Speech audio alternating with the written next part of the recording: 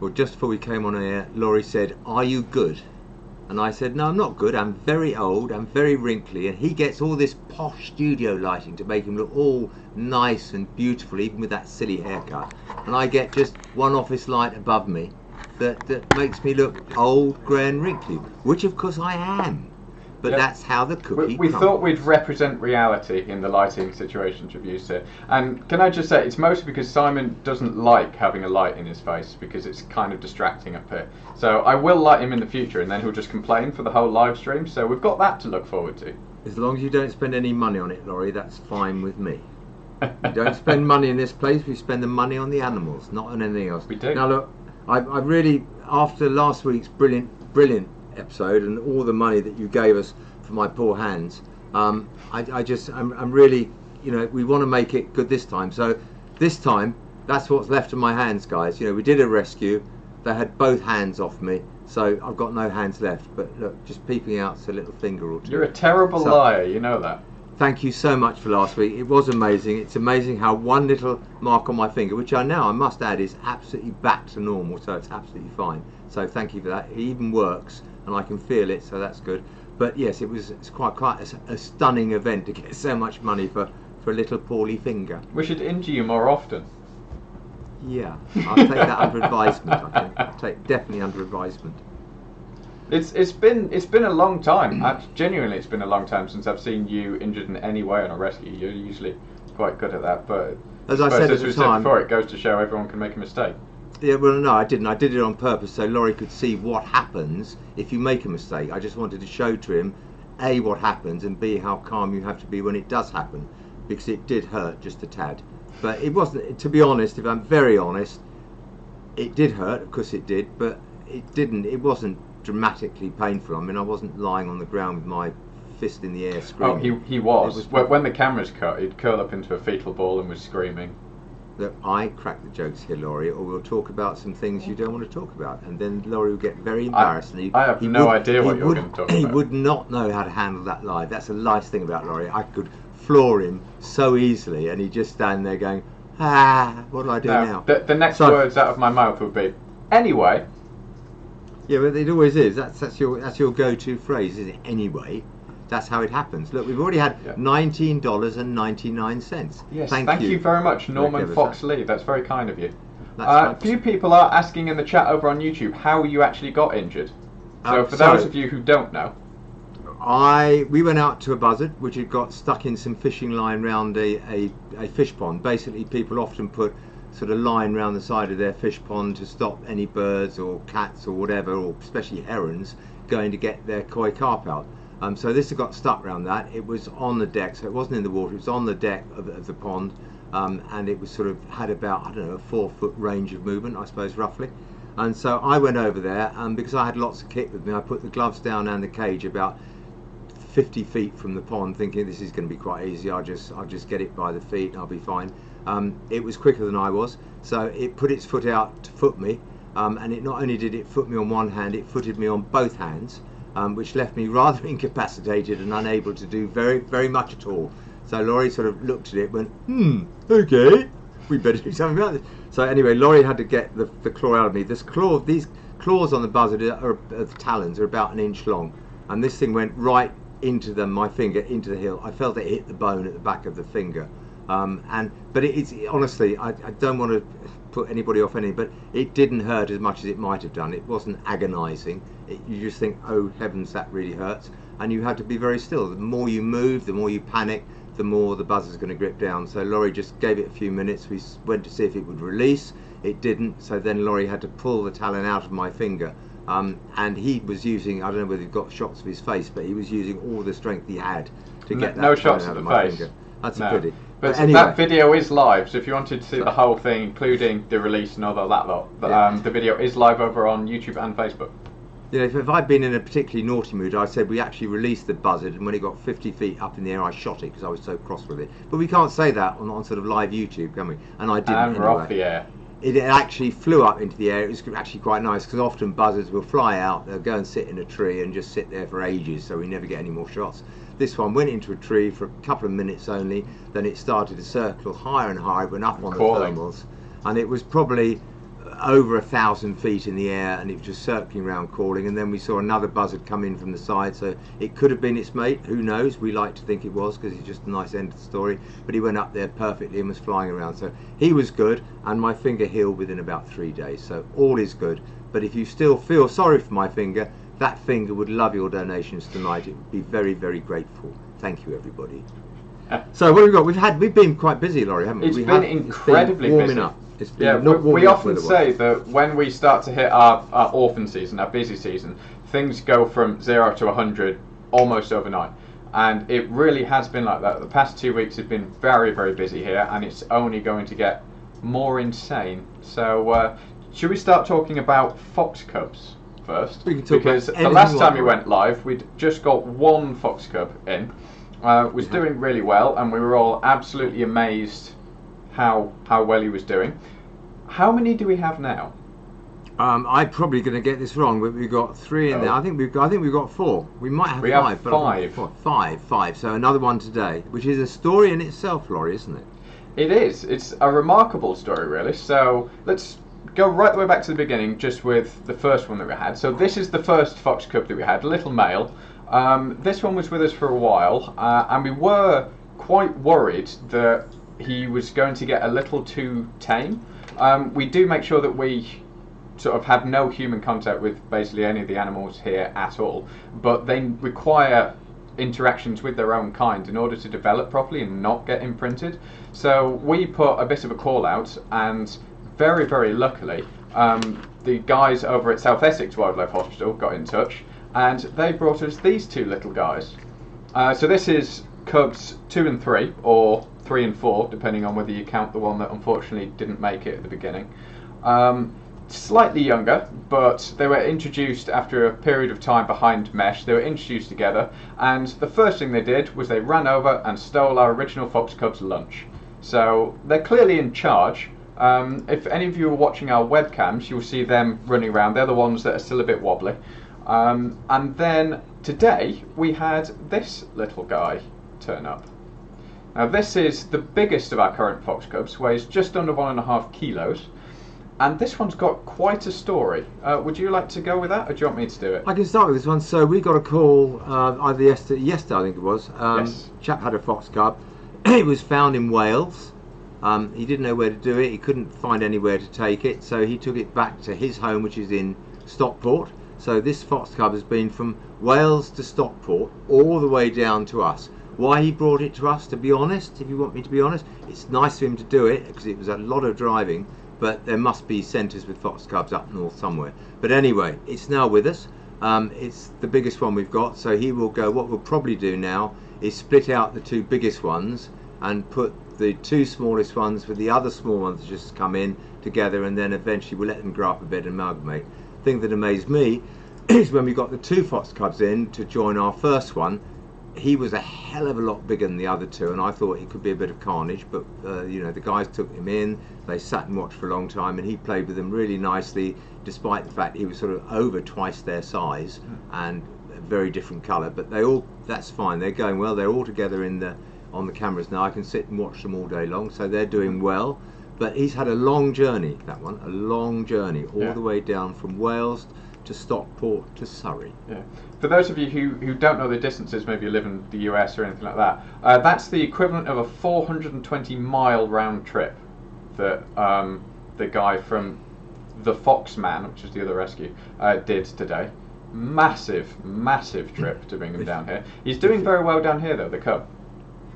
If Lawrie had been more on the ball, then he could. There was a joke there because, you know, Lawrie would say, you know, when we go on a 20-mile rescue, I always get lost and we end up going 400 miles to a 20-mile rescue. It has been done. He missed his opportunity there. He missed it like he often does. It's probably that haircut that does it to him. Do you know roughly how old the fox cubs are? Someone's asking. Oh, Abby just said, do we know roughly how old the fox cubs are? So the latest one that we've got in at the moment is about 5-6 weeks old. The original ones that came in were probably more like 2 to 3 weeks for the original one, and about 2 weeks for the younger ones. Well, when the eyes open, yeah, the younger, the 2 that came in, the eyes are open, so that must have been 3 weeks plus. That's 3 weeks plus, yeah. Yeah. I think just on the edge of that one. Yeah. So anyway, Right. so they're all going fine. We will end up probably with anything up to 60 fox cubs during the year. We then split them into groups. We obviously chip them all so we know where they go. We can keep an eye on them. We know which fox cubs are which, and then they go out to releases. Now we never release more than 5 fox cubs in any one place because we don't want to overpopulate the area. Fox cubs are very good. You know, they have a certain area, they need that area, and if one leaves, another one will come in and fill the gap. So all these people who don't like foxes, and they go and shoot or kill or may hurt a fox because it's in their garden, if that fox goes, another one will come and fill the space. So they're actually very good. They get their territories, they work out where they want to be, and they just keep themselves balanced much better than mankind does. But we put 5 out in any one place only, big distances between them. They go to a soft release, and then from the soft release they're out in the wild, and we get them to meet their wild cousins first through the fence, so they will get used to each other and then go away. In fact, when the fox cub, we had the single fox cub in, and we then got the next 2, we didn't put them together. We've got 2 pens together with a little sort of mesh door between the 2, so they can see each other and smell each other and get used to each other. Then when they've done that, we then let them all go in together. So it's, you know, there's a lot of work in amalgamating them properly. More work than ever, as always, is not getting them imprinted. That I'm sure we'll come back onto imprinting and habituation later on, because that's incredibly vital. But we do take our work very seriously, so hopefully we just had the one that came in today is apparently very hissy and spitty and very unlike, you know, doesn't like people, Yeah. which is the What we great like. thing. That's the good thing. Let them be not liking people. If they want to bite the volunteers when they go and feed them, absolutely fine with me. Lulu was just asked on Facebook, do foxes breed all year? No, they are seasonal. So the thing we're referring to as orphan season is between now and sort of the end of July, August time, which is when we will get a huge spike in young animals. So foxes will mate sort of December, January time. The cubs are born around about now, and that's pretty much before. every year. But this year has been early, because I mean that very fox cub early. that came in to us must have been about 4 or 5 weeks old, and that came in about at least 3 weeks ago from memory, Lawrie. Yeah. So he was born very early. I mean, the season has started early, and you'll see some other things going on later on when we talk about them. You know, the season has started early. It varies. The weather hasn't been that bad. We've had the odd cold spell, but nothing like we used to get in the old days. So breeding seasons tend to change a bit, and animals adapt. So yeah, that will be how it goes for the next few months. I mean, the next 6 months for us are going to be manic. It was our busiest year ever last year because we had the first lockdown of COVID and everybody was at home, so they saw much more than they'd normally see. And I suspect, although we haven't got quite such a lockdown this time, and hopefully we're going out of lockdown before too long, I expect this season to be as busy as last year. Hopefully not busier, or we'll all be grey and old like me before our time. Lawrie will be looking like me in 6 months' time. God help you, Lawrie. Yeah, I'm God only help 12. you. I know. But brain-wise, you are. Yeah. I Yeah, agree with that is very true. So it's not only foxes that we've actually had quite early this year. For those of you who don't follow us on our other social media channels, we've had this little guy. So this is a female Badger Cub, and she was transferred to us from East Sussex RAS, the Wildlife Rescue and Ambulance Service, which is another wildlife rescue down towards the Sussex end of the south of England. She is doing really, really well. She was originally found having been pulled out of her set with multiple puncture wounds, but the RAS team managed to treat those, got her through the sort of the first vital 72 hours, and then because we tend to be better equipped to deal with badgers longer term, she was transferred down here. So she is doing really, really well. She is absolutely adorable, a lot smaller than these photos actually make her look, and she's being fed round the clock mostly by your other half, isn't she, Simon? Well, my other half and your other half. I mean, And my other half, yeah. Us men, we are lazy devils. Us men, you know, go to bed, don't wake me up till the morning. But the Badger Cub or the Fox Cubs needs feeding at 2 and at 3 and at 4 and at 5 or whatever, and off they go and do it. This is why you know we're very nice to our other halves, because they do a lot of work for us. So yeah, that's being fed by Alana and Stanley. We're just going to cut it down a bit. It's getting a bit podgy. It's got a very fat tummy, which is we're slightly worried about. We're not that worried, but we're a bit worried. It was a bit dehydrated. It had a very fat tummy, so we've actually cut its food down. It was taking up to about 50 mils of feed. We've now cut that back down to 30 mils of feed because we just want it to slow down a bit. It's been putting on about anything from 40 to 60 grams a day, which is sort of all right. That's but a for lot. the age it is, with its eyes shut, it would be more a fox cub about maybe a month older would be putting on that sort of weight and be at that weight. So we're just trying to slow her down a bit without causing any distress, but she's fine. She's tucked away from everybody. She's in my lounge at the moment, nice and dark, quiet and warm, and she will stay there. Her eyes, I think, will be opening probably within the next week. So then she'll be able to hear and see, and then we'll start to decide what we're going to do with the next. But we are obviously now not meanly, but we desperately want another Badger Cub, because I hate any animal being the only one of its kind in at the centre. We need them to get used to each other, not used to humans. So we've got the word out everywhere, and I think it's very important to say, and wildlife centres do, wildlife hospitals do communicate. This time of year, you know, we get something in, somebody else hasn't got one, so we get another one. Later on, if somebody else gets one fox cub in or something and wants another one, we'll then give one of ours back. Not only does it spread the bloodline, which is really important, but it also means that all the centres are balanced, the animals don't get used to the people, and it keeps things as it were. So although we're all fiercely competitive of getting money in as wildlife centres, we do actually try to help each other out at this time of year when it gets manic. We all love the first cubs coming in, and we love the beginning of orphan season. You bet my bottom dollar within about 2 months everybody going, we don't want any more babies in, we can't cope with it, we can't stand it. And because it does get very busy. I mean, you know, Alana's quite busy now, so is Stanny, but you know, come 2 or 3 months time, they could be literally 20 times busier and feeding 4 or 5 things, bit hedgehogs, bit foxes, bit badgers, whatever, overnight. And you know, you don't get any sleep for weeks, and it is very draining, guys, really draining. You have no idea how much effort is put into getting these animals back out to the wild again. And it's the youngest Badger Cub we've had in quite a while, actually. Usually we get Badger Cubs when they're either just eyes open or well into eyes open. But it's certainly the youngest one I've seen in quite a while. It's interesting, the Badgers actually have stripy skin as well as stripy fur, which you can see on this little girl. Little fact, it's the same thing with tigers. Tigers have stripy skin, apparently. So Vivian and Millie have both asked, why are we getting so many fox cubs in, and what happened to the mum? Well, that is the thing that we never know. I mean, if you're a vet and you're working in a vet practice, when you see an animal come in, you know the history, you know what's going on. As a wildlife centre, we have to guess the history. Why did it come in? What happened? It could have been that the mum was hit by a car, didn't get back to her young. It could have been that mum was moving the babies from one place to another because she didn't think them safe and left one, forgot one, or dropped it and had to go back for more. We never know the story, really. The Badger Cub, we know, we're pretty sure, was pulled out of its set by a dog because it's got bite marks around its rump, and it had to be stitched up by a vet. So we always, I mean, when I wrote my Al's Dream book, which is a book which you should buy, it's a lovely book to buy, people, and it keeps me in a pension. It's, you know, you have to guess the beginning. You never know the beginning for truth. You can guess it, and as we've been going through the years, we get perhaps, I think, a little better at guessing what happened, working out what happened. But it is a little bit of forensic science in there to work out what actually happened. We've just had 100 euros in, Lawrie. I wonder who that's from. FXP1688 is basically the most valuable person we've ever had on any of these live streams. So that is Sven. If you don't know Sven, I'm fairly sure everyone who is watching this knows Sven. If you don't, Sven has been with us since the very first live stream, which was 2 years ago or something now. Long time ago. Yeah, I mean, I've spent the last... Every time he gives us at least 100 euros. It's absolutely incredible. So thank you so much, Sven.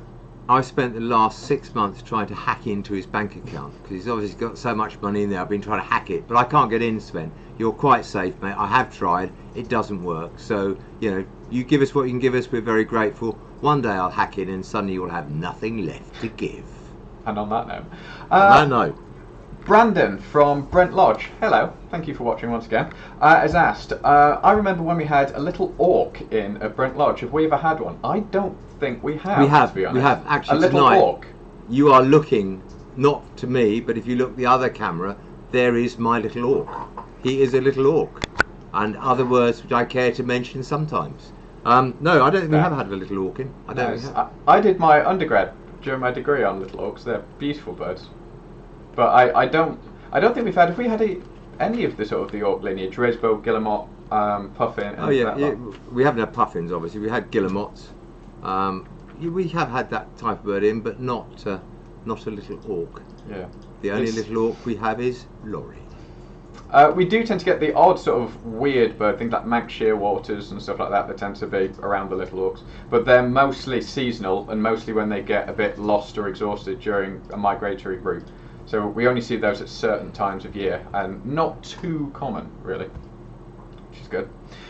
So, other babies, it's not just been the foxes and the badgers. We've seen an awful lot of other things coming in. So these little guys are some of our most recent ones. These are field mice or wood mice. The two terms are interchangeable.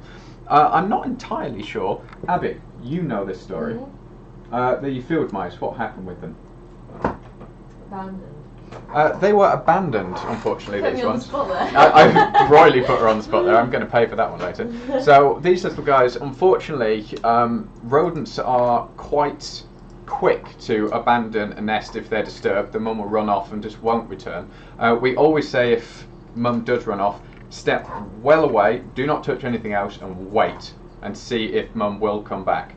If she does, fine, leave well alone and she will move them off herself. If she doesn't, and there's been enough period of time passing that it starts to get dangerous, either they get too cold or they're too hungry or too dehydrated, then we'll tell them to be brought in. So they actually came into us relatively recently, I think over the past couple of days, and have been being fed by Alice, our office manager, round the clock at the moment. She absolutely loves feeding rodents. So That's why she's doing no work. I wonder why she was so slow with the work at the moment. I bet she's on the line now typing some rude comment about me. She will Never kill mind. you. She will kill you. She will. I've been killed a lot of times. I mean, we spend a lot of time this time of year just trying to put the message out there too. So you are probably likely going to see orphan animals or animals which are in the wrong place at the wrong time. They're going to be possibly young. What we do say is if they're in a very dangerous place and could get hurt, then obviously you have to move them. Try and wear gloves. Always try and wear gloves because you don't want your scent on their fur because mum won't come back. But only then, you've got to move them. But even then, just move them a little bit and try and watch them. If they're wet, cold, shivering, they look in real trouble, then obviously we quite appreciate you've got to bring them in. But don't rush them in. If you've got time to ring your local wildlife hospital, just ask them the questions, ask them for advice. That can make a huge difference. When we started Wildlife Aid all these years ago, anybody who rang up said, I found this, I found that. It was, oh, bring it in, and it was fine. We get them in, we make them well, we get them grown up and everything's fine. But we learned over the years by a lot of careful working out and the right things the receptionist asked, that probably half the time, half the animals we got in, we didn't actually need to. We could have given good advice, we could have told the people what to do, and the babies could have stayed with their parents.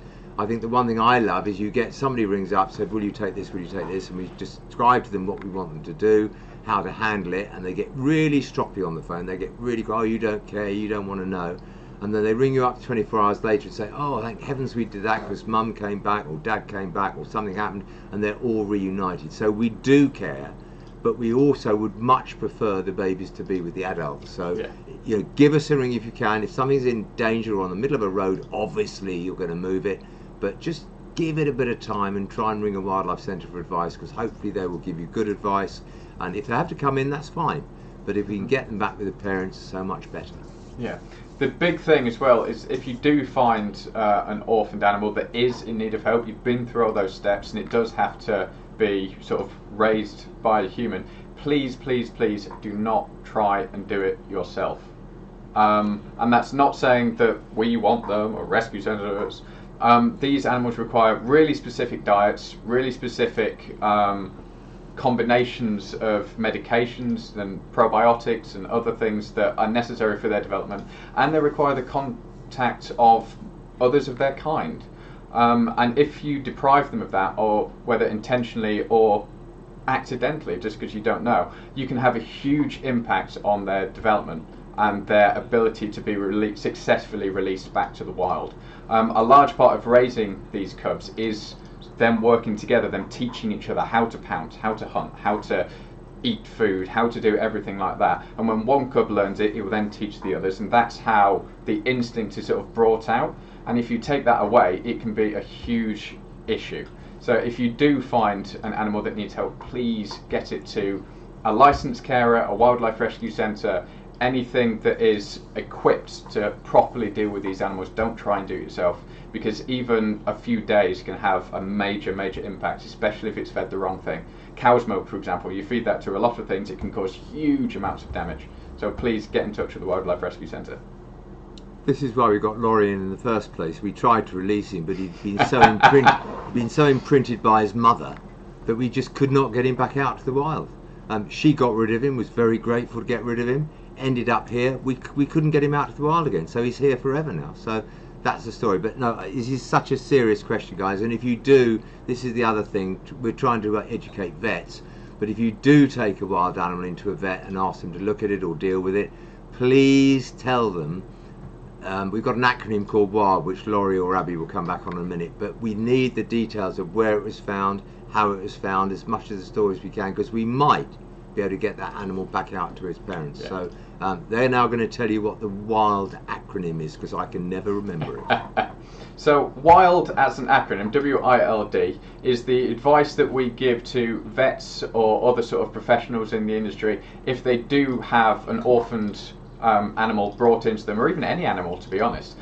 So W is Wildlife Centre, so you need to have the number of your local Wildlife Rescue Centre to hand so that you can immediately contact them to either discuss things or arrange the transfer.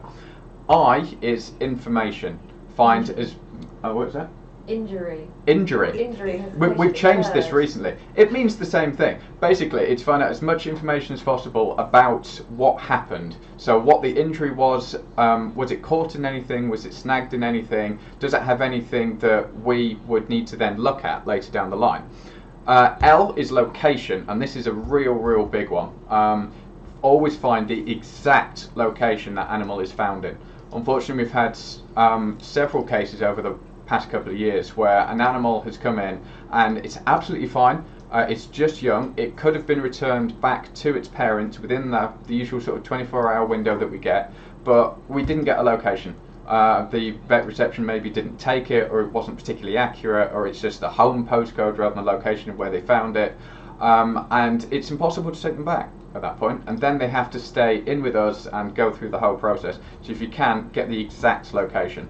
And then D is contact details, so get full name, address, telephone number, email if you can, of the people who found it, so that if necessary we can then get in touch with them and sort of talk about any information that's been missed, or maybe they can meet us on site and show us exactly where they found that particular animal. So WILD, Wildlife Centre for I, injury, I got it right this time, Abby, for the I, location for L, and details for D on that one. So while we've been talking, we've got people saying that we're not answering enough questions, so Abby will keep an eye on that one. And Lucy reckons, I don't know quite how she gets this, but Lucy reckons, Lawrie, that you can still be rehabilitated. I would question that. We have tried so hard, but Lucy reckons it's still possible. So good evening, Lucy. Good to hear you. It'd be nice when you come down and see us again soon and do a live with us. It'd be really cool. Unless we can do a virtual live, Lawrie. I don't think we've worked that out yet, have we? How we can get Lucy somewhere else? No, I haven't yet. We'll work on it. We'll work on it. Question-wise, Wayne's just asked, do we use what 3 words for locations? We do. So we're lucky most of the time we can do postcodes or road names or anything like that, but if it is in the middle of a field, we do use what 3 words. It's the same thing that the police and the emergency services use as well. If you don't have the app on your phone, download it. It's really useful. It gives you a very accurate location, and we can sort of drive straight to you. It saves a lot of time. But what I would say, one thing on that, Lawrie, just to interrupt him for a second, yeah, what 3 words is great, or which 3 words is great, but we really very seldom go out to an animal if somebody's not with it, because loads of things can happen. It can run away, it can die, somebody else can pick it up. So unless you're prepared to stay with the animal, we don't always go up, I'm afraid. That's not because we're awkward or difficult, but we've been out so many times over so many years to something that was there 20 minutes ago, and you get there and it's not there. You know, our time is precious because we want to save all the animals we can. So going out on a sort of a call that's not going to result in any sort of success for us, we tend to not go out. We want the people to stay with it because, you know, something's going to happen that it's not going to be there. It's going to be dead, or somebody's going to move it, or whatever. So please stay with the animal, which is why if we just get a postcode, it's normally enough, because we can see somebody waving at us from the middle of the road because they're expecting us. We always tell them we're coming. But But yeah, it's really important. Let's all do the best for the animals that we can. And Lucy, if you want to take Lawrie off and try and rehabilitate him, that's absolutely fine with me. I'm beyond rehabilitation at this point. A few people have asked, do we get young hares or leverets at the centre? As far as I recall, we haven't, and that's mostly because we have. Wrong. We have very before rarely. My time. Before my time. Very rarely. Obviously, there's not many hares in this area. There are some, but some people do bring them from a distance. We have had leverets in before, but we're not really leveret country. There are a few, but not that many. Yeah. A few Actually, people are saying all the hairs are gone, mostly off Simon's head. Okay, well they're blocked forevermore. That's going to be the end of them coming into this live chat, unless they give us money. Then of course they can say all they want about my hair, guys. Anything you want. Millie has asked, how long is the orphan season? It sort of starts now. It started now. It probably started a couple of 3 weeks ago, really, and it will go on. Well, to be honest, it goes on until the second brood hedgehogs, which is October. So it's a very long orphan season. The most hectic times for us are probably April, May, June, maybe into July as well. They're the real flat out months, and those months we could be seeing up to 80 patients a day. We could be taking easily 80 calls a day. Yeah. And the difference nowadays is that all the calls we take, we don't always take the animals in, because I said earlier on, we can often give you the right advice to get them back with their parents. But yeah, the next 4 months are going to be absolutely flat out. I mean, I woke up this morning and as I got out of bed I thought, I'm tired already. And this is only the beginning, guys. It's as I get older it gets more and more difficult.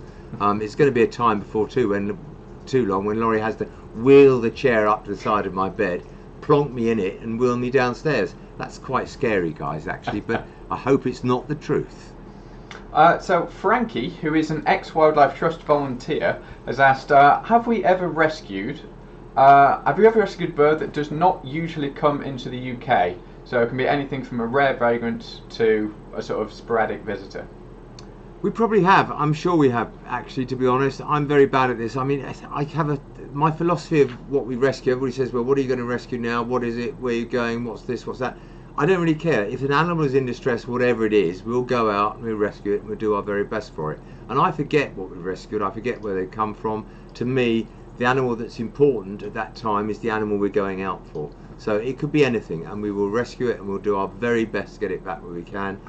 There was one, all these years ago when Lucy was here, back in the day when she was young, and I can't say that, Lawrie. I've got to think. I've got to swallow that question. Moving rather quickly. She actually, because we were late, we had a cuckoo in who had a track around its neck, which was obviously far too heavy for its body. I don't like these birds being tracked and tagged because I think it actually is very detrimental to that particular animal. And this cuckoo was absolutely exhausted. He was near the point of death. We got him in. We got it better. I will think of its name in a minute. Lucy will probably tell me something like Lavamil or something peculiar. But anyway, we got it in, we got it better, and because it was so late going back to where it had to go, back to the Congo, wherever it's going to fly back to, we actually got British Airways to pay for Lucy and the cuckoo first class to be flown out, I think it was to Italy, to get it on its track. So all the other cuckoos had left here, they got as far as Italy and they were going on from there, so we actually put it in the right place so it could fly on from there. So Lucy got a first class ticket out with the cuckoo with a first class ticket, and what made me laugh is she was really upset because she had to fly back tourist class. But never mind, Lucy, you got halfway there. Lucy just said Idamili was the name of the cuckoo. Yeah, some really weird word. That video is actually out on the YouTube channel as well if you want to see the whole story of that one. That is actually out. So, other things that we've had in, it's not just been sort of the mammals that we've had young ones in at the moment. Yesterday we actually had, if I can load it up in time, this little guy. So this is a young grass snake. It's one of, I think, 3 main species of snake we get in the UK, the others being the adder and the smooth snake. And this one is about a year old, tiny thing compared to an adult grass snake. And unfortunately was uncovered from its hibernacular, and then it was attacked by corvids, so needed just a little checkup. It's come in, luckily it's fine, it's escaped without injury, and that's due to head back out to the wild very soon, I believe tomorrow. A lot of you might be wondering why we're chucking a young animal back out to the wild. Grass snakes, as soon as they're born, they're immediately independent. So the parents don't have any input at all into their lives, and they will start hunting, eating everything for themselves. They'll start on things like frog spawn and then move up into the sort of the rodents that's more common of the adult sizes. But they are completely independent, and it will be perfectly fine to put that back to where it was found. We should start that with humans, shouldn't we? If you could have your children and then you kick them out the first day, think of all the pain you'd save, all these adults with children. Just imagine what it's like. You had a child, you said, well done, you're born now, off you go. We'd have a life, wouldn't we? We'd have a life afterwards. But it doesn't happen like that, guys. Sadly, it doesn't happen. Perhaps we will evolve over the years, Lawrie. Who knows? James has asked, roughly how many rescues do we do a year? That's going to be quite a difficult figure to I've get never to. sat and worked that out, actually. A lot. I mean, in the winter, you could be as low as 1 or 2 a week, but that's probably on the low side. And in the you're summer, talking about big rescues. No, I'm talking about There's certainly any. a couple a day with sort of collapsed foxes or RTA animals and things like that. We do get a lot of those. In the busy season, Lawrie and I could be out all day, and that's just 2 of us, and we could have another, 3 or 4 rescues out pretty much all day everywhere. So I would think 12 rescues a day. Would that be about right, Lawrie, or could even be more probably in the more busy than times? that. Yeah. So, I know yeah, Mike, a lot. one of our volunteer rescuers, even just a few weeks ago, was doing 8 rescues in a day. It's very, very busy. Several people are saying I'm pronouncing grass snake wrong. No, it's pronounced grass snake. I'm from the north of England, and I'm not Please, going to pronounce it any other way. understand that Lawrie cannot speak properly. He comes from the north side of the Thames, where you need a passport to visit, and long he way doesn't from say there. grass. It's a grass snake, Lawrie. Grass. It's a scone. It's all the It is a things scone. that. Yeah, okay, well, scone. Not It is a scone, but it's a bath, not a bath, and it's a It's path, a not a bath. path. Oh. I blame your mother, Lawrie. I do blame your mother, actually. I think It is she's got a probably lot her to fault. answer for. Yeah, it is probably her fault. We've got a lot to get through. Keep going, Lawrie. We've Yes, got a lot so to get through. the other big patient that's come in recently, and a few of you have been asking about this little guy. Asking. See, there's another one. Asking, not asking. Asking. I'm not going to let him get to it. I got that. A few Too people late. have been asking about this little Asking. guy. Is this fox? Now, this fox has something called mange, which is something we see an awful lot of at the centre. It's caused by a parasitic mite, the Sarcopterygi scabiei, I believe is the mite. And it burrows under the skin, causes intense itching, and they will itch an awful lot. That's what causes the fur loss, and you end up with these sort of crusty, scaly growths, usually around the rump, the ears, towards the face. This is quite an advanced stage. This which could of course really I've be, been brought Lawrie, into Lawrie, care. this should really It's be not called me. Yoda. Lawrie, It is called quiet. Yoda. We've Yoda. all Yoda, nicknamed look it at Yoda. that. Look at the face. It's Yoda. Yeah. It's like Lawrie on a bad day. So those ears are actually, they're so weighed down by all the scabs on that they are holding it down. The fox is not intentionally holding its ears down. It can't lift them up because they're just a bit too heavy. So she is on a course of treatment at the moment. Luckily, mange is treatable if it's caught early enough. The mange tends not to be the thing that will kill a fox. It tends to be secondary infections that happen because of all the wounds and stuff that you get alongside it that does.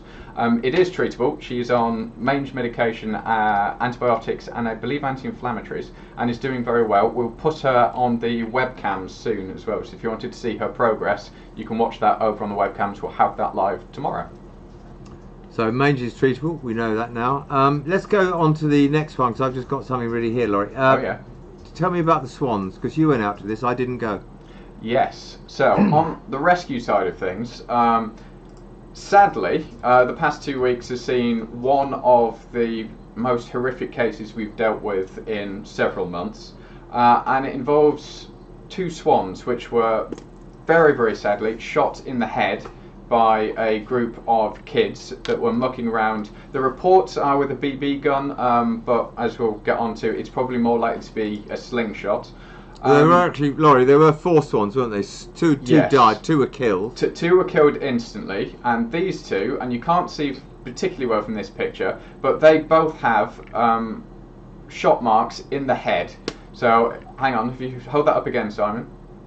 They can't see it at the moment because you've got a big Yes, sword. so There it is. that There's the pellet. is what was in the head. So I'll show you the pellet close up here. This is the surgery that we had to do to remove it, and very sadly the one that we got, the positioning of the pellet was right in the poor swan's eye socket. It's had basically replaced the eye. We do have more images of this, but they're far too graphic and gruesome to show here on YouTube.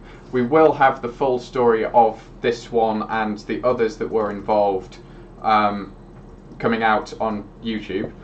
We caught one of them. The second one flew off whilst we were there, but isn't looking as bad. It looks like it's sort of gone in and gone out. And at that point, we're just monitoring and making sure that that swan is okay.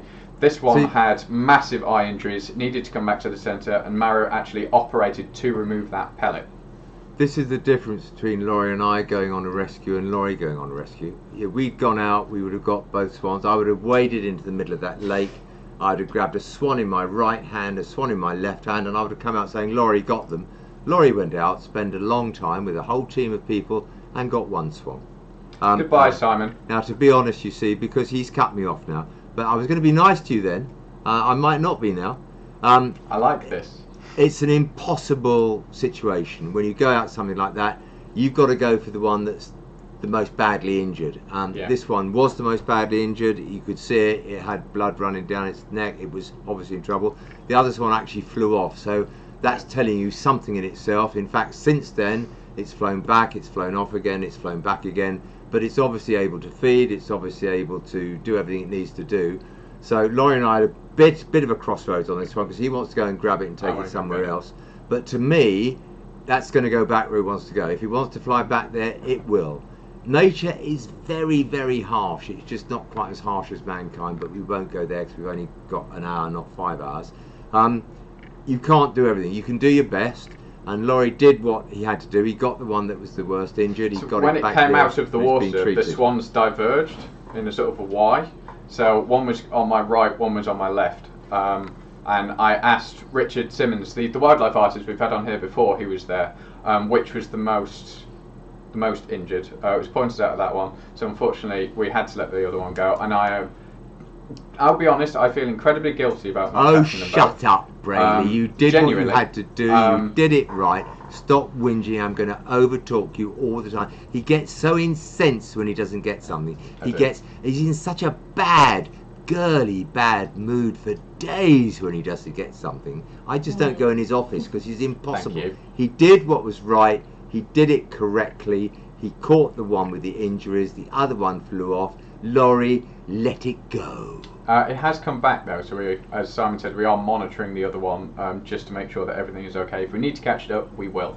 So we'll head back over there and do that. For those of you asking, has anyone been caught or prosecuted or anything like that for it, we have reported it to the police. They are currently working on it. There are a couple of members of the public that have been incredible with all this and have documented all of this in photos and videos. All that's been passed on to the police as well. We don't know, but passed. we will. Lawrie, we will try Lawrie. as much as we possibly can to. He's not listening I'm not to me even now. listening He's to not you over there. Past. The word is past. I'll mute your microphone in a minute. No, we are taught. We do on things like this. We do have a very serious conversation with the police. We've been on to them pretty much every day. They've got all the information we've got. They've got the video. They've got the pictures and everything else. And we will push them as hard as we can. And as I say to anyone, if action's not being taken on a situation which you think is really bad and action's not being taken, I know it sounds terrible, go to your local press, radio, TV, papers, whatever, and push them, because if you put enough noise out there, the police will have to take notice. They've very overstretched, like most of our first responders in this country. They're overstretched, but we think it's important. We think it's important for the animals, and we think it's important for the planet. So yeah, if in doubt, push the story to the press and they will do something about it, guys. Don't be shy. Can we just say as well that we've actually been speaking to one of probably the world's leading avian veterinary experts to work out exactly what to do with this one. Luckily, swans can survive with only one eye. There are certain animals, mostly sort of predatory animals or certain prey species, that can't survive with that. Swans can. So in the operation that Mary did, she not only removed the pellet, but she sort of sorted everything with the eye and closed all of that up. So there's no infection risk or anything like that. This one is doing really, really well. It's currently up on the top ponds here at the centre. We'll put that up on the webcam soon as well. And that one is looking like it's going to be making a full recovery on that, but it's probably going to go to another sort of dedicated swan centre to try and finish its rehabilitation there. But that one will go back to the wild, and it's looking quite good.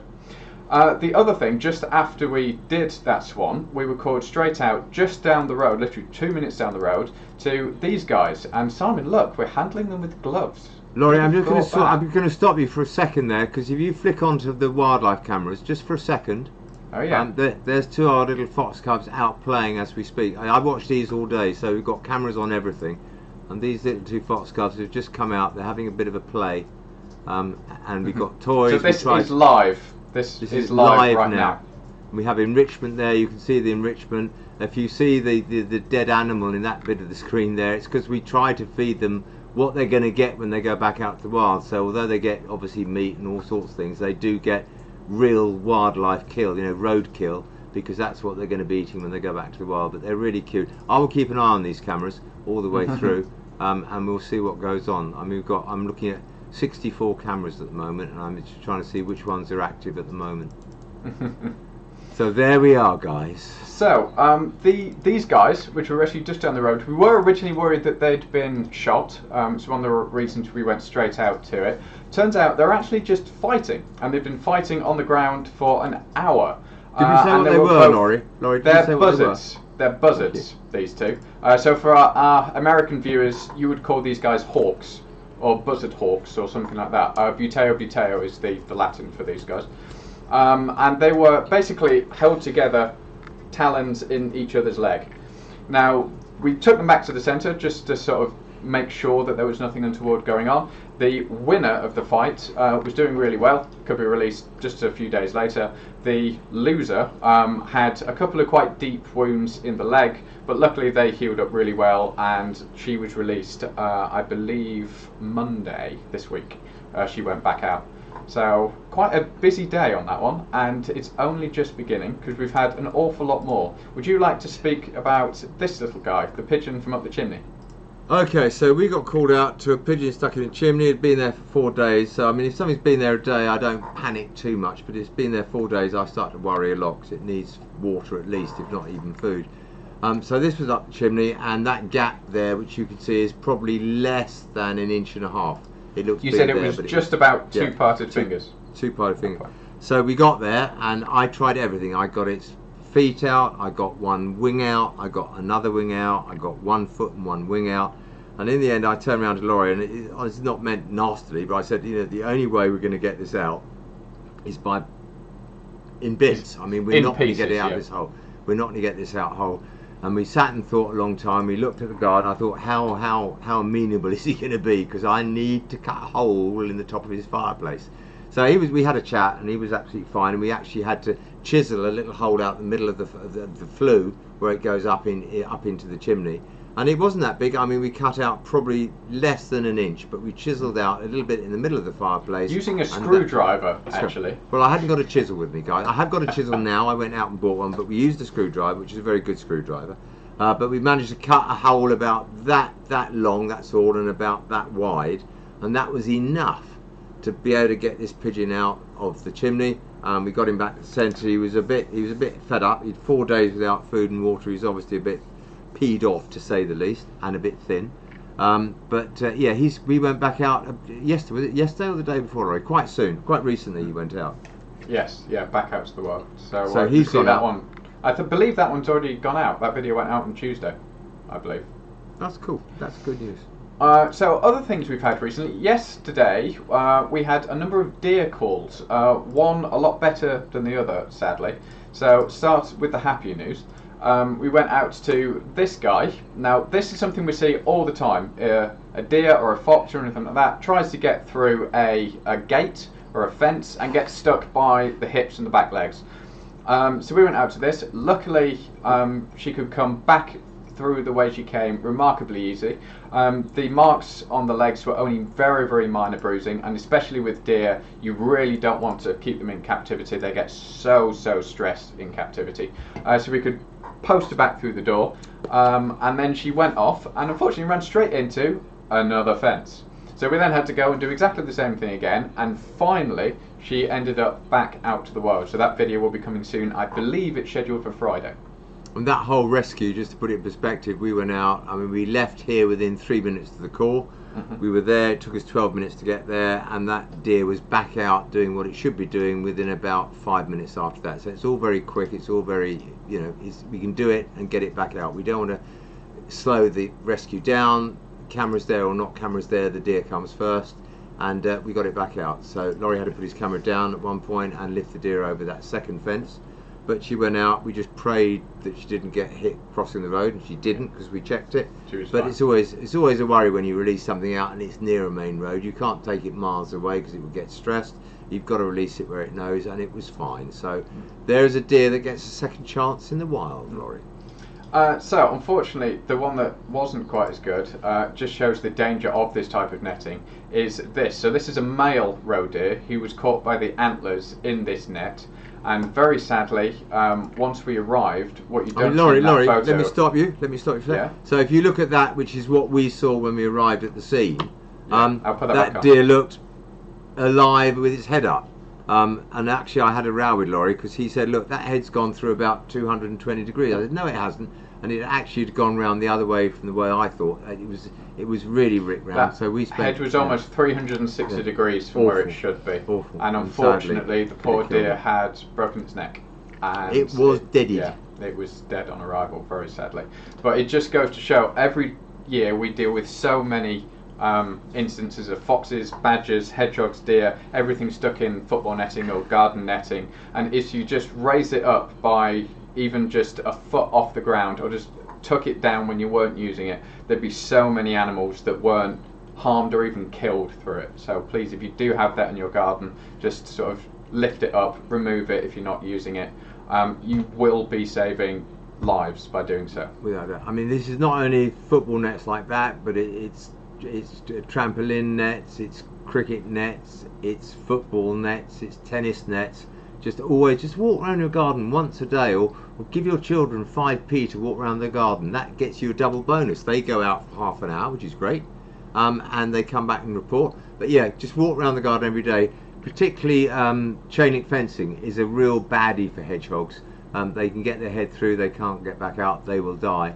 So if you've got chain link fencing or you've got nets like that and you can't lift them up for some reason, or fruit nets or whatever, please just go and check them every single day, because you will save a wild animal's life, which is so important, guys. So, a couple of questions for you as well as we start to get towards the end of this session. It's gone very, very quickly today. So Dawn has asked, are there any devices that can be attached to the front of a car to pre-warn wildlife that you're there? There's all sorts of things that have been developed over the years. There's sort of these things which make a noise in the wind. There's all sorts of sonic devices. There has never been one that we've found that works that well. We worked with a chap called Jochen Longbean a few years ago, and that's what he does. He looks after deer and tries to do deer. Nothing has ever been found that good. But you know, if you're going through a rural area that's got sort of trees or woodland either side at night, just be aware, because you know, roe deer particularly travel in groups. So if you see one cross the road, hit the brakes, because you can be pretty sure that another one's probably behind it, or there's a group together. I mean, just think, guys, because not only does it do the deer irreparable damage, but you know, often we've been out to cars which have physically been written off by hitting a deer. I mean, they're quite sturdy animals. They're a bit flimsy on the legs. They look a bit thin, but they're very strong, very big, and it can do serious damage to your car, to the fact that it's a write-off. I mean, when I was working in London, we had 2 cars written off by roe deer just because they went into the front of the car. So yeah, just please, guys, for the sake of 2 minutes on your journey, when you go through an area like this, be very aware.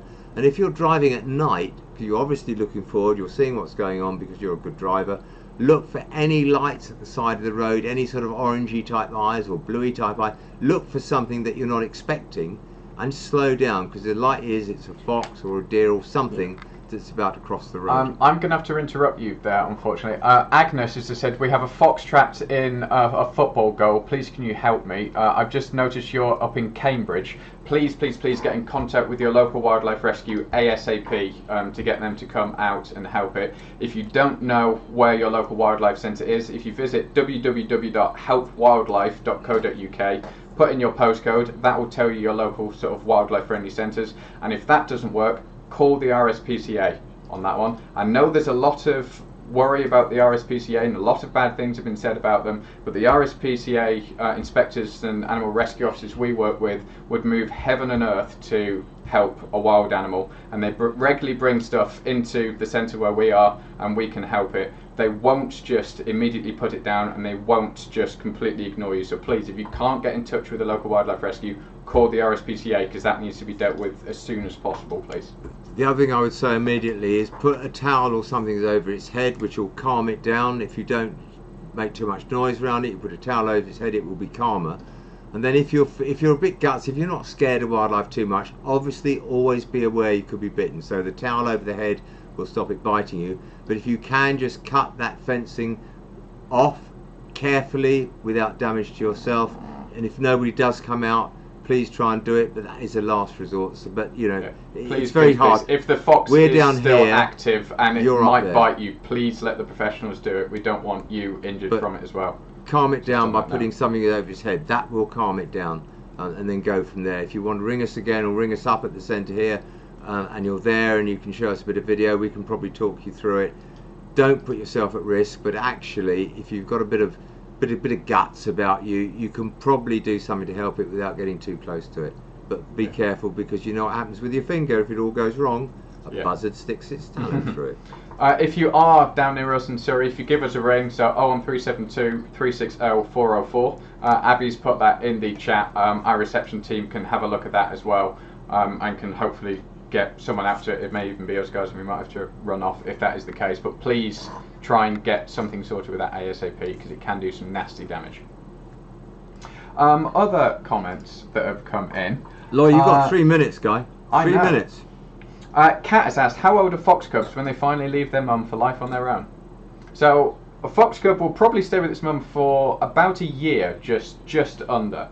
So they tend to be kicked out when mum comes back into season next year, which is around December time. They are able to cope on their own a lot earlier than that, but they will sort of stick around.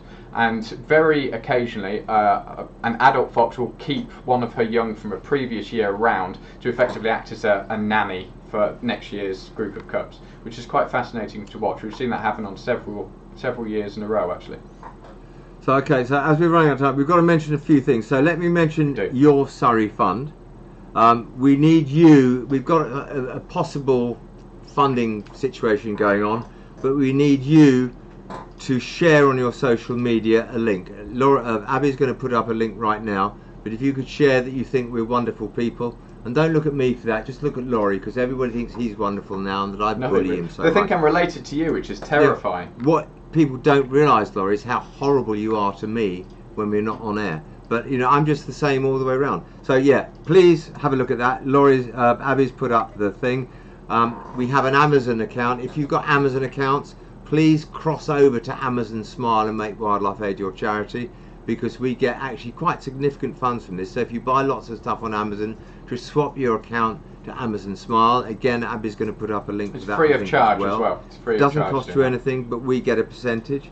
And then the last thing, there was another thing there. Someone, the a wish list. No, two things. Amazon, there you go. 2 things. Wish list. We've got a wish list.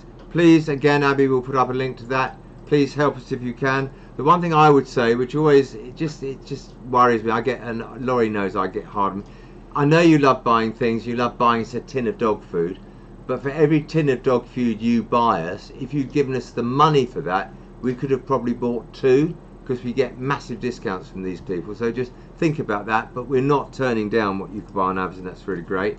And the other thing, I'm running out of breath now because we're trying to finish it off very quickly. Alice has said that our volunteer inductions are open again at the moment. We're just slightly preemptive to the lockdown, but we are beginning to get people volunteering again. We had to turn so many people down in the last year.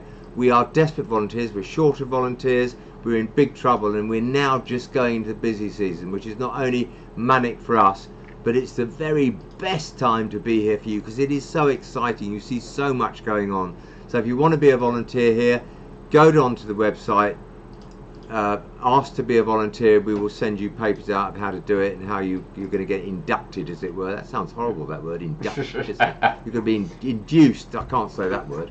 So yeah, guys, do that. That's really important. I'm going to hurry you up here on this one. We'll have the last few quick fire questions, so very short and snappy answers. What's the most expensive animal to feed? I have no idea. Anything that eats fish, cormorants and herons, they'll go through so many sprats and they're really expensive, I'd say, on that one. I just bully the fishmongers. I bully the fishmongers and make them give it to me for nothing, because he's quite old. He's wearable, downable, and if I go and see Ron and say, quick fire. Ron, give me fish, it'll be fine. Next one. Have you ever had a weasel at the centre? Yes, lots. Yes, both young and adult on that one. Did you ever get any illnesses from the animals you rescued, like mange or anything else? I have had mange. I have had ringworm. I have had all sorts of things. Nothing that's dangerous. They did think I had what's that tick-borne disease from deer? Lyme disease. Lyme disease. They thought I had that a while ago. I didn't. I'm absolutely fine. I am so full of Bacardi juice that nothing can affect me. I am infallible. Intolerable, few Lawrie would people say. are looking at the volunteering side of things and are asking whereabouts are we. We're in Leatherhead in Surrey, so if you're around there, get in touch. Do you work globally, or does your company work globally? No, we don't. We work locally because obviously we're a local centre in Leatherhead, but we do have amazing connections worldwide, actually. Because of the TV series, we've got connections worldwide. So if you've got a problem, come to us. We might be able to help. I once saved a lion cub that was in Zambia from sitting in my office right here. So yeah, lots of connections, but obviously we only go within about an hour of the centre, because by the time we get there it might well have gone. So we're quite local. Patreon, we've got to tell people. Please, please, guys, register for Patreon. It's really important. We're going to give you all sorts of benefits. Sean is working really hard to get Patreon running. It's a slow start, like all these platforms are. When we started YouTube, we were tiny, and now we've got sort of 148 million views, which is pretty fantastic. So get your friends to join YouTube. If you can get them to join Patreon, even better, because we will give you extra footage of me being insane. We've got everything from sort of bloopers to a full centre tour, and we'll have a lot more stuff coming very soon with our orphans, even if we're just leaving a camera in, seeing what the fox cubs do or the badger cubs do on day in, day out. So there'll be a lot coming from that. If you would like to support us over there, head over to Patreon and you can do so. So somebody said here, no IDOT today. No, we haven't, because we're running out of time. I'd love to spend another 10 minutes on IDOT. Go to our website, look up IDOT, and make me talk about it next time. IDOT's a really important thing. You can do such a tiny thing to make such a huge difference. More will be explained on the next YouTube, but otherwise go to our website and have a look. Are we the only ones that do rescues? No. There's a whole load of other people, a whole load of wildlife rescue volunteers that help us out as well. The camera work side of things, there are a few people who don't like appearing on camera or anything like that. That's perfectly fine. But no, we're not the only two that do the rescues. Simon tends to be the one that does the more dangerous rescues. But other than that, we have a whole team that can help out as well. We just had an evening. We actually just trained up. We had a call in from about 11 or 12 rescuers, or would-be rescuers, who want to learn how to do it. And all I can say to them really is look at our YouTube channel, because you see every type of different rescue there. No two rescues are ever the same. If you want to be a rescuer for your wildlife charity or your local wildlife hospital, they will need you. We need all the help we can get. We've got 4 or 5 absolute stalwart who go out all the time, all times of day and night. They're brilliant. We need to try to bring more people in, because, you know, Mike Berwick, let's face it, Lawrie, Mike Berwick's getting pretty old now. I mean, he's like me. He's not going to last forever. We need some young blood, guys. We need young blood to take over from us. I'd love to do what I keep doing. Laurie's having to do more and more what I used to do 10 years ago now. So young blood's really important. We need to keep future generations doing what we do to save wildlife. Agnes has put, can you come, I believe, to the fox rescue? If this is, so you're all in Cambridgeshire, that's quite a long way out for us. There are other people that can get to you a lot quicker. Please visit helpwildlife.co.uk, find your local wildlife rescue, or contact the RSPCA. Simon, you know the number off the top of your head? I don't for the RSPCA, because it's a very long number and I always dial all their personal numbers, but I'm sure Abby can look it up. We were talking, Abby can get it on the line in a minute. I'm really sorry we can't come to that. It's too far for us. We're an hour and a half away from you. Yeah. There are will other people be that somebody get to you closer. so much quicker. And it's all about trying to get the animal help as soon as possible. Great. So the number is 0300 123 4999. We'll put that in the chat. So again, that's 0300 123 4999, and try and get someone out there as soon as possible on that one. Somebody just said I'm immortal, Lawrie. What would Oh, you God. like? It's your last comment. What would you like to say to the fact that somebody just said that I am immortal? You may be immortal, but I can still make you disappear from the screen in just a click. He's such a horrible. See, he's horrible to me. You think I'm horrible? He's horrible. Lawrie, it's now 5 minutes past. We've overrun. It's your fault. We're going to see you in 2 weeks' time. We will. Aren't we, Thank Lawrie? you all so much for all of your questions and all of your donations. There's been a whole load of donations that have come in via YouTube as well, and I know a few of you have been donating via the website. Thank you so much. We say this every week. We can only do what we do thanks to your support. We're not government funded. We're funded entirely from public donations. So everyone who has donated through the YouTube page today, thank you so much. There's been a whole load of people from there, a couple of regulars, Anthony, Scottish astronomer as well, who thinks I'm right about the pronunciation of all of those words. Thank you, I need the backup. A whole load of people on there. Thank you all so much, and we will see you. I'm going to have the last word. I'm going to have the last word because somebody just said, Lucy, you are amazing. She's not amazing because she doesn't work for us anymore, so she's far from amazing. And somebody said after that one there was something about, oh yeah, enjoy the Bacardi. I will indeed. Lawrie enjoyed the apple Jack Daniels tonight, didn't you, Lawrie? Yeah. You haven't drunk much of it. That's pathetic. No, that's because it's currently work time and I don't drink in working hours. You don't know what work time is. You should play. Guys, thanks so much for being with us. We love talking to you. Keep giving us your questions, even off air. Bring us questions. Talk to us. Email us. We will get to all your questions as we can. We want you to love wildlife as much as we do, and we want you to be as passionate as we are about what we do. Look at Laurie's face, and that little cherubic face will draw you in every single time. Guys, God bless you, thank you, and good night from me, and... Good night from me. See you in 2 weeks.